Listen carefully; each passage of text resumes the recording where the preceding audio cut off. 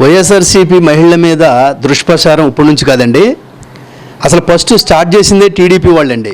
రోజా గారి మీద అసభ్యకరమైన ఫోటోలు వేయించి ఆవిడ మీద చాలా అసహ్యంగా అక్కడ సోషల్ మీడియాలో పెట్టిన వాళ్ళు టీడీపీ వాళ్ళండి. కాబట్టి ఒకటి అర్థం చేసుకోవాలి, ఎందుకంటే ప్రజలందరూ కూడా మహిళలను గౌరవించింది జగన్మోహన్ రెడ్డి గారు. ఈ రోజున మహిళలకి 50% రిజర్వేషన్ ఇచ్చి నామినేట్ పోస్టులు ఇచ్చిన వారు జగన్మోహన్ రెడ్డి గారు. అలాగే ఈ రాష్ట్ర చరిత్రలో ఒక దళితుల యొక్క ఆడపడుచుల్ని ప్రేమించిన వాడు జగన్మోహన్ రెడ్డి గారు. సుచరిత గారికి రెండు సంవత్సరాలన్నర హోమ్ మినిస్టర్ ఇచ్చారు. అలాగే ఈ రోజున తానేటి వనితమ్మ గారికి 2 సంవత్సరాలన్నర హోమ్ మినిస్టర్ ఇచ్చి, ఈ రాష్ట్రంలో హోమ్ మినిస్టర్ ఇచ్చి గౌరవించిన వ్యక్తి ఎవరైనా ఉన్నారంటే జగన్మోహన్ రెడ్డి గారు. అలా స్త్రీల పట్ల మంచి భావన కలిగిన జగన్మోహన్ రెడ్డి గారి మీద ఇలా దుష్ప్రచారం చేయడం, రాజకీయంగా ఎదుర్కోలేక వాళ్ళ ఇంటిలో కుటుంబస్తుల మీద ఇలాంటి దుష్ప్రచారాలు చేయడం చాలా తప్పండి. ఇలాంటివి చాలా ఖండించాలి.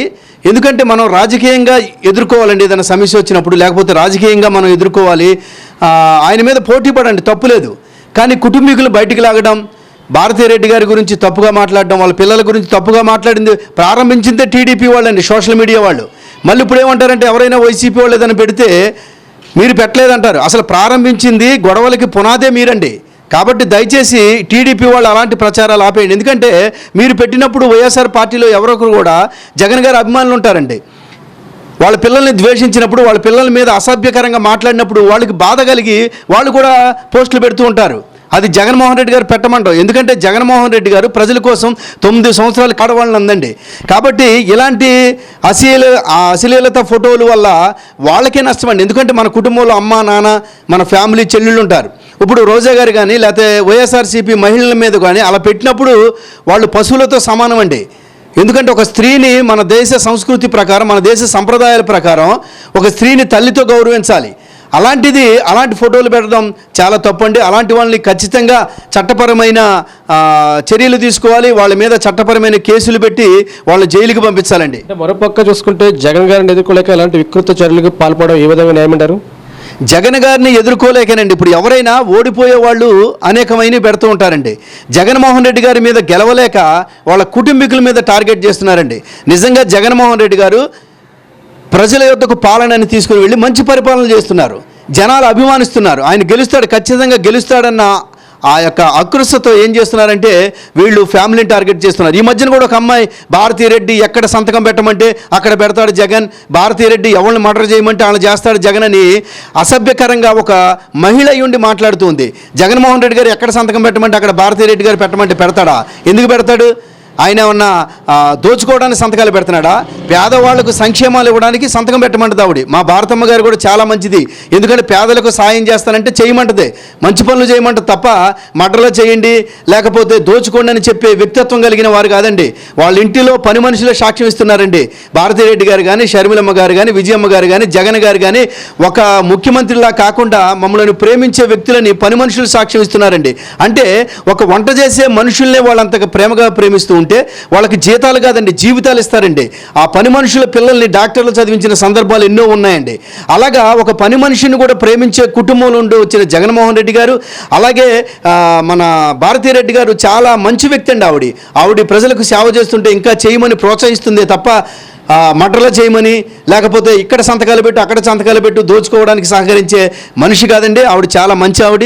కాబట్టి ఆవిడ ఏదైనా అంటే మేము వైఎస్ఆర్సీపీ తరఫున ఖచ్చితంగా మేము ప్రజలకు సేవ చేయాలని ఆగుతున్నామండి.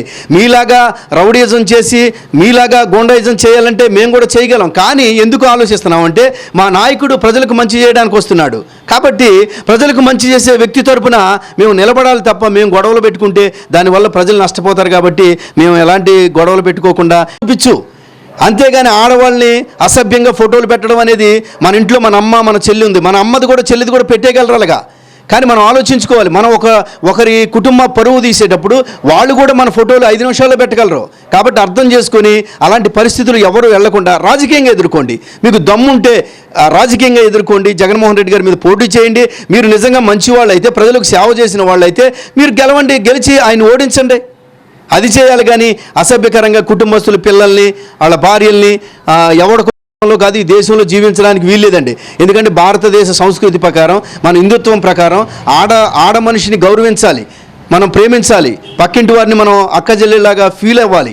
అలాంటి పోటీ వాళ్ళని జైల్లో పెట్టి వాళ్ళు పరివర్తన చెందే వరకు ఆ జైల్లో ఉంచి సమాజంలో ప్రతికంటే ఒక తల్లి ఫోటో పెడుతున్నాం, ఒక చెల్లి ఫోటో పెట్టేటప్పుడు, ఒక ఎమ్మెల్యే మీరు ఫోటోలు పెట్టేటప్పుడు వాళ్ళు బాధపడతారు, వాళ్ళ కుటుంబం బాధపడుతుంది, వాళ్ళ పిల్లలు చూస్తే చాలా బాధపడతారు. గొప్ప విషయం అండి. అంత ప్రోత్సహిస్తూ ఉంటే అలాగా ఆ మహిళలను ఎదగాలి, వాళ్ళు సమాజంలో గుర్తింపు రావాలని చేస్తూ ఉంటే ఈ రోజున జగన్మోహన్ రెడ్డి గారి మీద ఆయన చేస్తున్న మంచి పని మీద దుష్ప్రచారం చేస్తున్నారండి. ప్రజలు గమనిస్తూనే ఉన్నారు ఆయన ప్రేమను, ఆయన చేస్తున్న మంచి సంక్షేమాలను, వాళ్ళు దళితులను, ఎస్సీలను, ఎస్టీలను, బీసీలను ఎలా చూస్తున్నాడో జగన్మోహన్ రెడ్డి గారు ఎలా నేను కాపు కులానికి చెందిన వ్యక్తిని, నాకు కూడా ఎప్పుడు ఒక రూపాయి టీడీపీ ప్రభుత్వంలో రాలేదు, కానీ ఈ రోజున అమ్మఒడని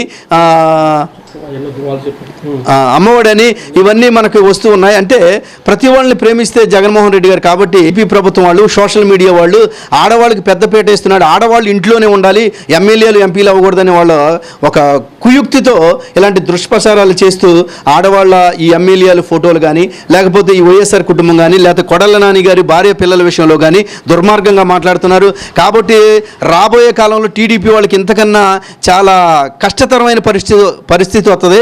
ఈ 23 సీట్లు కూడా లేకుండా, ప్రతిపక్షం లేకుండా జరుగుతుంది. ఈ ఆడవాళ్ళే బుద్ధి చెప్తారండి ఈ పార్టీకి.